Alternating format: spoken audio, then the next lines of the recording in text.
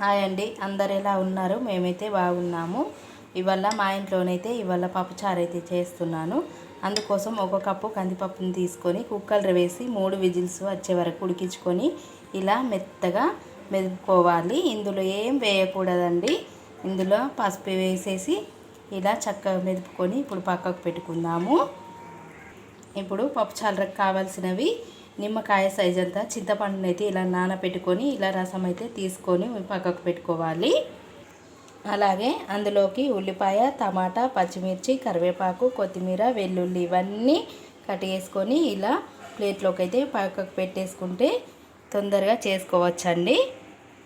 ఇప్పుడు స్టవ్ పైన గంజి పెట్టుకొని ఇందులో 2 చెంచాల ఆయిల్ అయితే వేసుకోవాలి. ఇప్పుడు ఆయిల్ వేడైందండి. ఇందులో 1 స్పూను ఆవాలు వేసుకోవాలి. అలాగే జీలకర్ర, 1/2 స్పూన్ జీలకర్ర వేసుకోవాలి. అలాగే వెల్లుల్లి రెబ్బలు, అలాగే ఆనియన్స్, పచ్చిమిర్చి, అలాగే టమాటాలు కూడా వేసుకోవాలి. ఇప్పుడు ఇవన్నీ వేసిన తర్వాత చక్కగా ఒకసారి అయితే కలిపేసుకోవాలి. ఇప్పుడు మూత పెట్టుకొని కొద్దిసేపు అయితే మగ్గించుకుందాము. ఇప్పుడు మూత తీసుకొని ఒకసారి కలిపేసుకుందాము. చూడండి చక్కగా మగ్గిపోయినాయి. మరి మెత్తగా మగ్గాల్సిన అవసరం లేదు.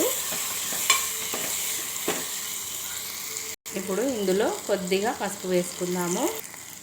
అలాగే పప్పుకు సరిపడా కారం వేసుకుందాము. ఇప్పుడు ఒకసారి చక్కగా కలిపేసుకొని ఇందులో చింతపండు రసం అయితే వేసేసుకుందాము. ఇప్పుడు ఇందులోనే పప్పుకు సరిపడా సాల్ట్ వేసేసుకుందాము.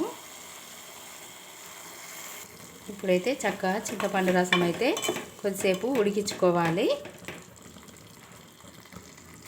చూడండి చక్కగా చింతపండు రసం కూడా ఉడికిపోయింది. ఇప్పుడు ఇందులో కందిపప్పునైతే వేసేసుకుందాము.